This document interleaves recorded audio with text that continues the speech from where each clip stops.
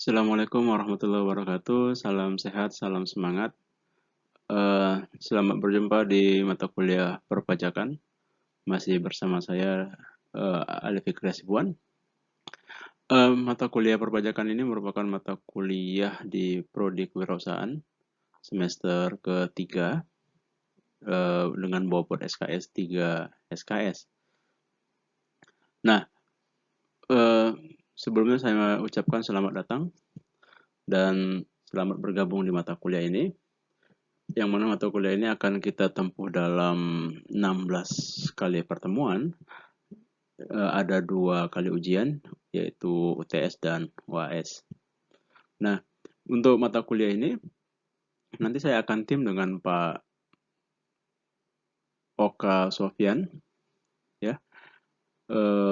Apakah nanti dibagi 2 kelas atau setiap kelas akan secara bergantian masuk, itu nanti akan ditentukan kemudian.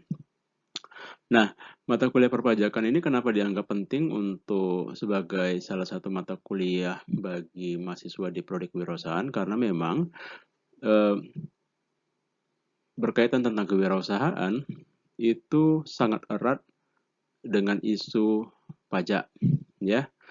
Kalau Anda nanti jadi seorang entrepreneur, maka pajak itu atau pengenaan pajak pada usaha Anda itu menjadi eh, sangat memungkinkan, besar peluangnya.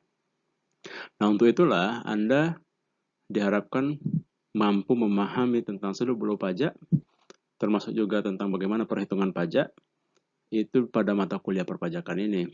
Nanti akan kita lihat pada slide selanjutnya mengenai RPS kita, apa saja materi yang akan kita bahas selama 1 semester ke depan.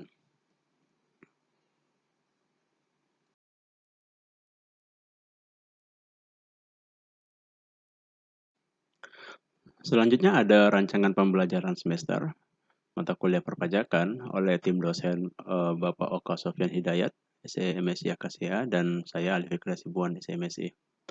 Nah, tadi ada penjelasan bahwasannya mata kuliah ini merupakan mata kuliah 3 SKS, saya kira ini 3 SKS. Mungkin saya perbaikin ya. Semester 3. Nah, harapannya setelah menyelesaikan pembelajaran mata kuliah perpajakan itu mahasiswa mampu, pertama itu ada 5 CPMK, menguasai peraturan perpajakan nasional, menguasai konsep perhitungan pajak penghasilan yang dipotong, mampu membuat rekonsiliasi fiskal, mampu menganalisis isu perpajakan secara umum, mampu menganalisis isu perpajakan secara umum. Oh, ini ada 2 yang sama ya. Deskripsi mata kuliah ini sejalan dengan CPMK di atas. Bahan kajiannya ini nanti ada sekitar 12 ya. Bisa dilihat di tampilan layar. Akan ada pengertian tentang dan ruang lingkup perpajakan, kemudian ketentuan umum dan tata cara perpajakan. Ada pajak penghasilan umum, PPh 21, PPh 22, 23, 24, 25. Kemudian ada rekonsiliasi fiskal, pajak pertambahan nilai dan pajak penjualan atas barang mewah, pajak bumi dan bangunan, serta biaya materai. Oke, seperti mata kuliah lainnya, mata kuliah perpajakan ini mempunyai metode penilaian. Pertama ada tugas-tugas, ada 6 tugas, ya. Nah, di dalam 6 tugas ini nanti dia punya persentase nilai yang tidak terlalu besar. Kenapa tidak terlalu besar? Karena memang fungsi dari tugas itu adalah sebagai penguat pemahaman siswa terhadap materi yang akan dia capai. Pemahaman materi itu diuji pada UTS dan UAS. Makanya UTS dan UAS itu punya bobot penilaian paling besar.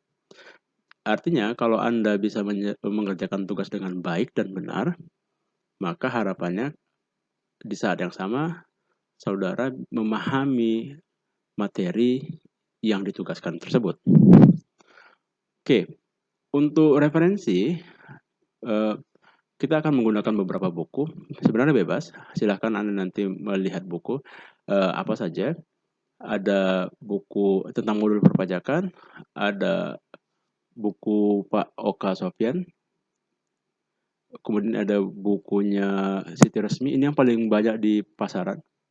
Tapi saran saya kalau mau beli buku perpajakan, maka mencari buku yang edisi terbaru karena ada beberapa atau perpajakan itu merupakan bidang ilmu yang materinya sangat sangat update karena berkaitan dengan kebijakan atau berkaitan dengan peraturan. Maka memungkinkan satu buku di tahun yang berbeda, meskipun berbeda 1 tahun, itu ada beberapa perbedaan yang sangat signifikan karena berkaitan dengan peraturan atau kebijakan. Oke, selanjutnya pada bagian ini, bagian rancangan perkuliahan. Minggu pertama kita akan bahas kontrak, yaitu minggu ini, ya. Minggu kedua kita akan bahas tentang apa itu perpajakan secara umum, apa itu WP, masa pajak, tahun pajak, ya kan, dan seterusnya. Oke. Kemudian minggu ketiga mampu menjelaskan tentang perbedaan antara subjek pajak dan wajib pajak penghasilan, dan mampu menjelaskan objek PPh dan tarif PPh, serta mampu menjelaskan perhitungan PPh dengan tarif umum. Saya kira ini sangat jelas, ya. Nah, pertemuan keempat mampu menjelaskan subjek PPh dan pengecualiannya. Ini mengenai PPh 21, ada objek PPh dan pengecualian. Nah, seterusnya. Pertemuan kelima mampu menghitung dan menjelaskan perhitungan PPh 21 dan 26 untuk karyawan tetap yang menerima penghasilan teratur dan tidak teratur. Jadi ada di dalam skemanya itu karyawan itu ada yang penghasilannya flat atau yang naik turun, gitu ya, berubah. Pertemuan ke-6 menjelaskan tentang PPh 21 untuk karyawan menerima honorarium. Pertemuan ke-7 menghitung dan menjelaskan mekanisme pemungutan PPh pasal 22 dan 24. Pertemuan ke-8 kita UTS. Pertemuan ke-9 mekanisme pemotongan PPh 23 dan 26. Ya. Pertemuan ke-10 mampu menjelaskan mekanisme angsuran PPh 25. Pertemuan ke-11 dan 12 ini mengenai PPN dan PPNBM. Ya. Pertemuan ke-13 dasar pengenaan PPN serta cara pengenaan PPN.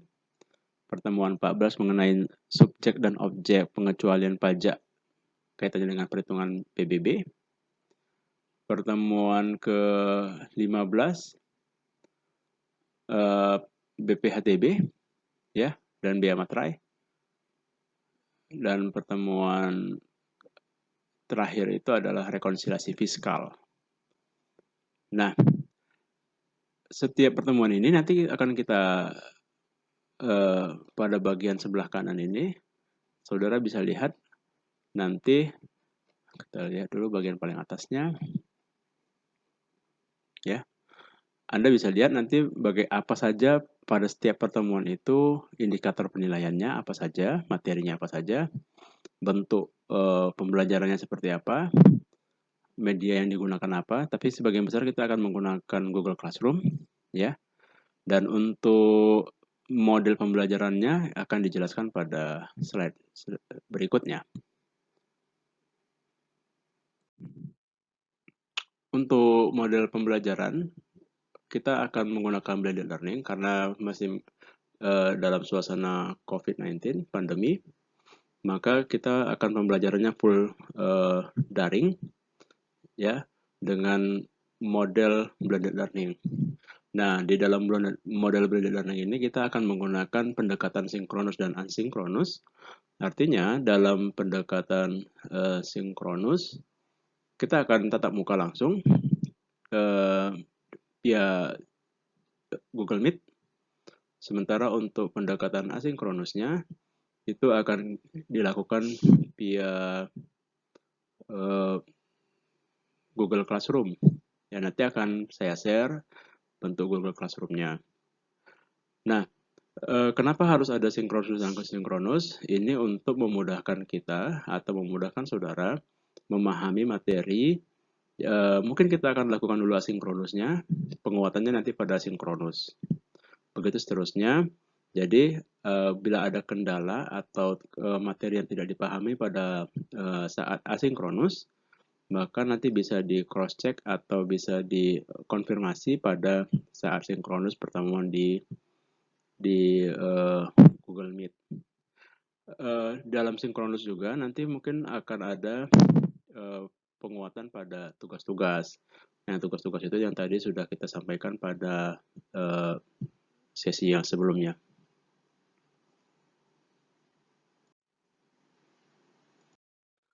Selanjutnya, mengenai absensi, nanti akan dilakukan setiap pertemuan.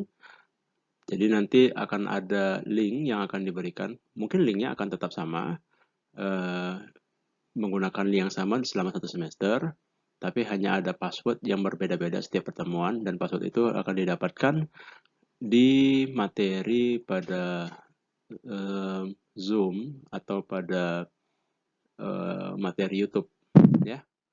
Nah, itu akan kita berikan passwordnya atau keywordnya, ya. Kemudian ada etika bagi mahasiswa. Hal ini kenapa menjadi penting? Karena dalam beberapa pertemuan di sebelumnya ataupun di beberapa kelas sebelumnya, ada isu mengenai etika mahasiswa yang saya kira perlu diperbaiki. Karena begini, di dalam pencapaian ilmu pengetahuan, puncak dari ilmu pengetahuan itu adalah bukan Anda menjadi seseorang yang pintar, tapi menjadi orang yang berakhlak mulia atau menjadi orang yang mempunyai etika, ya. Maka sia-sia saja kalau misalnya apa yang Anda pelajarin itu tidak dibarengi dengan etika, baik di dalam kelas ataupun di luar kelas. Ini merupakan salah satu bentuk etika mahasiswa menghubungi dosen melalui telepon, SMS, atau WA. Ini hanya sekedar pemberitahuan saja, bukan menjudge bahwasannya mungkin apakah kelas ini memiliki etika yang bermasalah. Itu kembali ke kalian masing-masing. Apakah kalian merasa selama ini etika kalian bermasalah atau tidak? Maka tapi baiknya adalah kalian perlu atau kita sama-sama memperbaiki diri supaya kedepannya kita dapat memperbaiki etika kita masing-masing. Nah, termasuk juga di dalam kelas. Dalam pertemuan langsung misalnya di sinkronus, mematikan video ketika dosen sedang mengajar atau sedang memberikan materi itu juga menunjukkan etika yang tidak baik, ya. Tidak adanya respon, kemudian diam saja, atau hal-hal yang lainnya yang tidak menunjukkan etika yang baik, saya kira itu bisa diperbaiki ke depannya. Ya, baik. Oke, saya kira itu mengenai kontrak kita pada hari ini. Harapannya mahasiswa semua bisa tetap semangat untuk mengikuti perkuliahan sampai akhir semester. Dan jika ada kendala, dapat menghubungi saya di grup WhatsApp yang sudah tergabung atau melalui chat di Google Classroom-nya mengenai materi. Ya, saya tunggu respon dari saudara-saudara sekalian jika nanti ada kendala. Saya kira ya cukup untuk hari ini sebagai permulaan perkuliahan kita membahas tentang kontrak perkuliahan selama 1 semester. Terima kasih atas atensinya. Kita jumpa minggu kedua. Silahkan dicek nanti materinya apa. Kemudian dicek pada laman Google Scholar-nya akan ada materi di situ dan penguatan di situ. Dan apa saja yang harus Anda lakukan atau tugas-tugas yang akan Anda terima. Baik, terima kasih atas atensinya. Kita jumpa minggu depan. Tetap sehat, tetap semangat. Assalamualaikum warahmatullahi wabarakatuh.